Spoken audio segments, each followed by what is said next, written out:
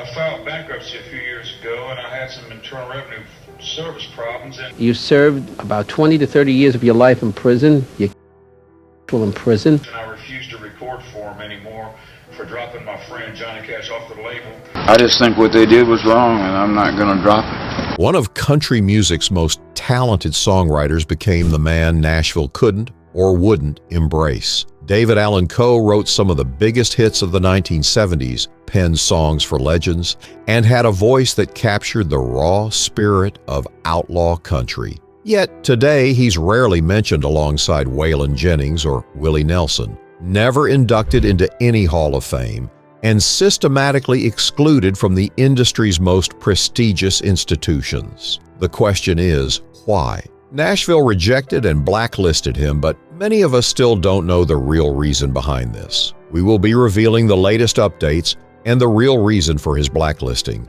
so make sure to watch the video till the end. And they took, all the great songs that I've written. And I grew up in institutions, so probably my ideals and my values are different than most people. So I had to cancel 3 shows, and they knocked my back out of place. I got to walk with a cane. I got to sit down when I perform. I think it's because all the women that I've ever met, basically in my life, I'm growing an awful lot. September 6, 1939, David Allan Coe entered the world in Akron, Ohio. But his childhood looked nothing like the typical country star origin story. Most legends grew up picking cotton or learning guitar on their mama's porch, while Coe spent his formative years behind bars. From age 9 onward, reform schools and correctional facilities became his home, and by the time Ohio Penitentiary released him in 1967 after a 3-year stretch, institutionalized life was all he really knew. Most people coming out of that situation would try to blend in, keep their head down, start fresh. Coe drove straight to Nashville with a plan that was either brilliant or completely insane. His vehicle of choice was a Cadillac hearse painted red, white, and blue with the words, "Support the Grand Ole Opry," emblazoned on the back. And he didn't just drive it around town. Outside the Ryman Auditorium, he parked that hearse and performed country music on top of it. Every Friday and Saturday night, the biggest names in country music performed inside the Mother Church of Country Music, while this ex-convict sang on top of a hearse outside. The stunt was brazen, outrageous, and it worked. Producer Shelby Singleton noticed him and signed him to Plantation Records that same year, leading to his debut album, Penitentiary Blues, which drew directly from his time locked up.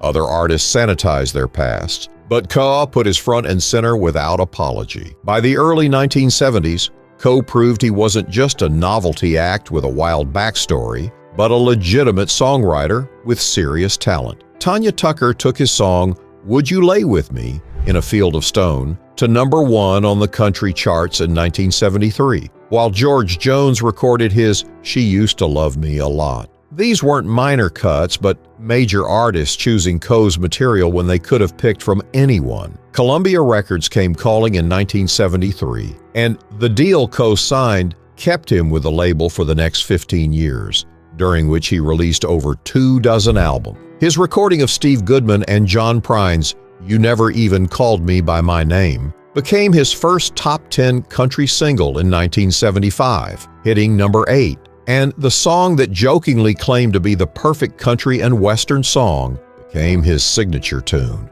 Then came 1977 when Coe wrote what would become one of the biggest working-class anthems in country music history. "Take This Job and Shove It" went to #1 for Johnny Paycheck, became so massive it spawned a movie, and gave Coe the kind of cultural impact most songwriters dream of achieving once in a lifetime. Throughout his career, Coe reportedly wrote roughly 280 songs, recorded the original version of Tennessee Whiskey in 1981. Yes, that Tennessee Whiskey later made famous by George Jones and decades later by Chris Stapleton, and earned his place among the elite songwriters in country music. But Nashville never treated him that way. Waylon and Willie pushed boundaries with their music and business practices, but Coe pushed boundaries with everything, embodying the outlaw image to an extreme that made even other outlaws uncomfortable. Motorcycles rolled on stage during his performances,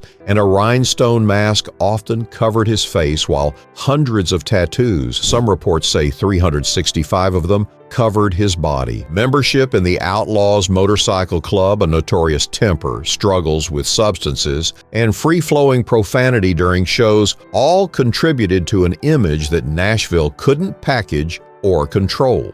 And that's when the wives entered the picture. At various points, Coe claimed to have multiple wives simultaneously, sometimes boasting about 9 wives, which he attributed to beliefs from his youth. And while he later said this was partially a joke, he recorded songs celebrating polygamy. The house we've been calling home on his 1977 album Rides Again featured lyrics about me and my wives, making the subject impossible to ignore. One biographer noted that Coe treated the Music City establishment with contempt, and country radio found him nearly impossible to play. Even during the mid-1970s outlaw movement, when Waylon and Willie made it easier for rebels to get airplay, Coe remained on the margins, and one source bluntly stated it was almost impossible to get David Allan Coe played on country radio for years. What one Nashville writer described as his rebellious attitude and unconventional lifestyle hindered his mainstream success by alienating the industry establishment. But that was just the beginning of his problems with Nashville. Boundaries weren't just pushed, they were obliterated. The album featured extremely explicit material with titles like Stains on the Pillow and Blues. One song even targeted Anita Bryant, the anti-activist of the era, and the content was so graphic that stores refused to carry it. Mail order became the only way to purchase it. The Guardian later described the album as exhibiting among the most inappropriate content recorded by a major songwriter, content that was deeply offensive across multiple dimensions, and the album cover itself featured explicit artwork that caused immediate outrage. Coe didn't stop there. In 1982, he released Underground album, which somehow managed to be even more controversial, with a closing track called N-Word F-Word, where both words were spelled out in full. The song came from the perspective of a bitter white man whose wife left him for a black man, and other songs on his mainstream albums like If That Ain't Country, I'll Kiss Your. From 1977's Rides Again included language referring to working like the N-word for my room and board. The backlash hit immediately and hit hard. Critics called Coe out for the deeply offensive nature of these recordings. The New York Times reported in 2000 that these controversial songs had haunted him, while describing them as containing some of the most inappropriate content ever recorded by a major artist in the genre, and the results were predictable. Country radio stopped playing him, award shows ignored him, and the industry effectively blacklisted him. David Allan Coe never backed down from these recordings, but he vehemently denied the accusations against him with explanations that some found credible and others found convenient. Black comedy or ribald satire inspired by humorist Shel Silverstein was how he described the explicit songs. Songwriting is painting a picture, Coe explained in 2004, adding that you hear these things all the time growing up.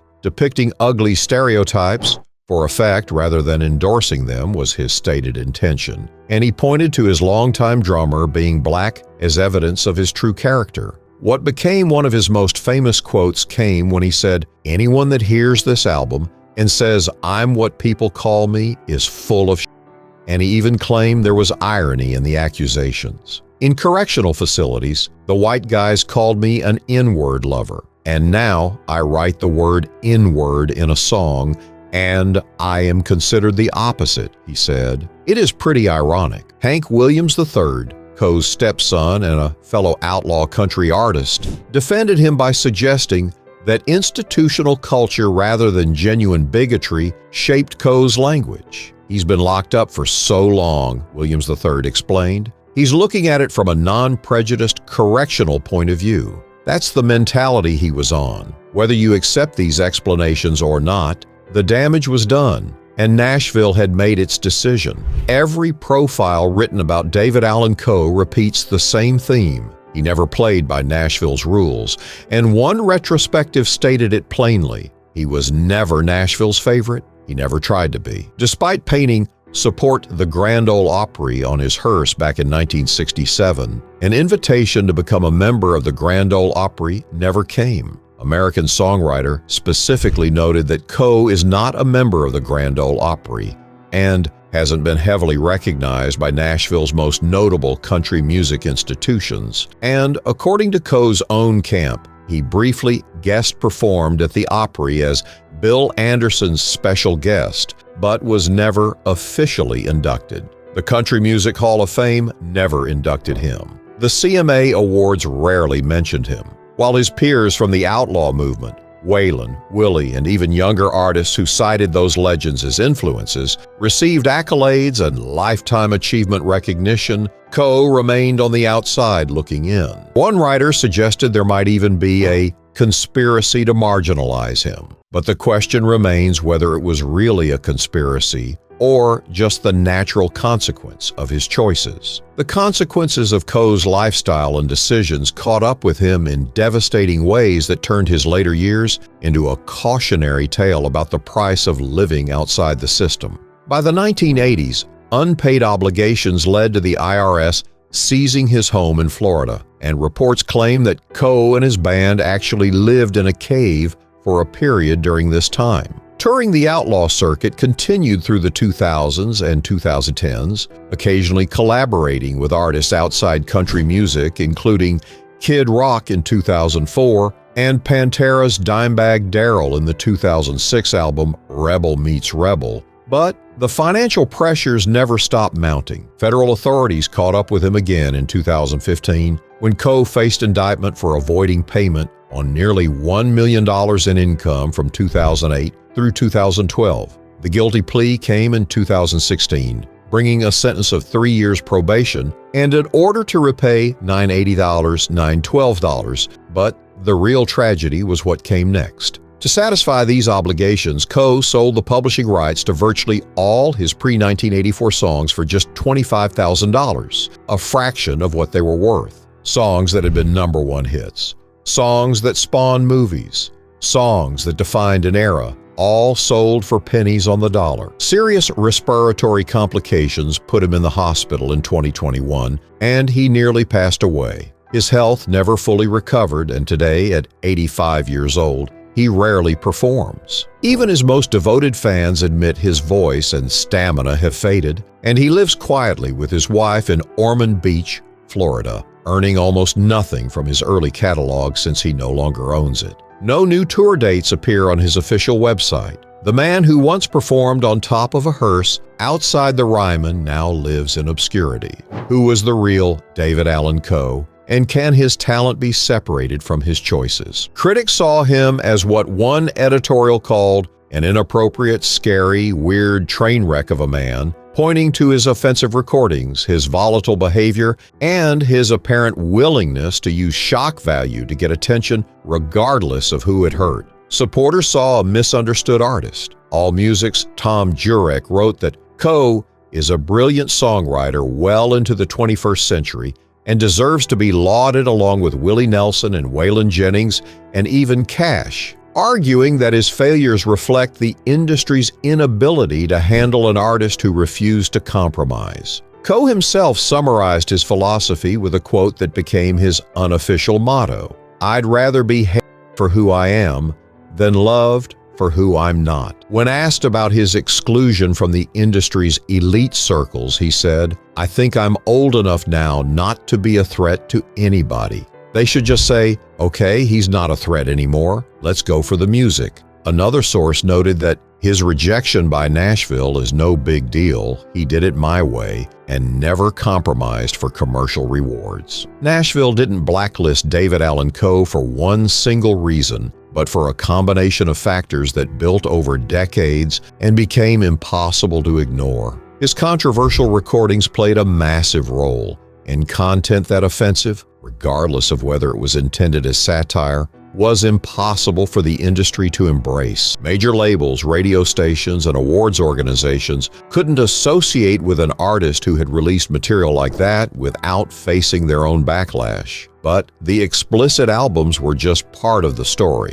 An uncompromising attitude, a refusal to play the political game that Nashville required, and cultivation of an image so extreme that even other outlaws kept their distance all contributed to his exile. Waylon and Willie knew when to tone it down for the cameras, while Coe never did. His criminal background wasn't just a footnote. He refused to hide it and actively promoted it. Multiple marriages, motorcycle club membership, hundreds of tattoos, cursing on stage, drinking, and a reportedly temper all added up to someone the industry saw as fundamentally untamable. Everything about David Allan Coe that made him David Allan Coe pushed him further from Nashville's center. The industry looked at him and saw someone who would never fit into the image country music wanted to project. And even during the outlaw era, there were limits that Coe exceeded every single one of. Could things have been different? If Coe had shown even a fraction of the restraint that his peers did, if he'd been willing to apologize or distance himself from his most controversial material, if he'd played the game just a little bit, Nashville might have welcomed him back. But that wasn't who David Allan Coe was. For better or worse, he lived by his own code until it cost him everything. Today, his story serves as both a cautionary tale and a reminder of what happens when artistic integrity, or stubbornness depending on your perspective, collides with industry expectations. David Allan Coe wrote the soundtrack to working-class frustration, penned songs that became cultural touchstones, and helped define outlaw country. Nashville still couldn't or wouldn't find room for him at the table despite all of that. Whether that was justified or not is something history will continue to debate, but one thing is certain. David Allan Coe never compromised, never apologized, and never became what Nashville wanted him to be, and that more than anything else is the real reason he was blacklisted.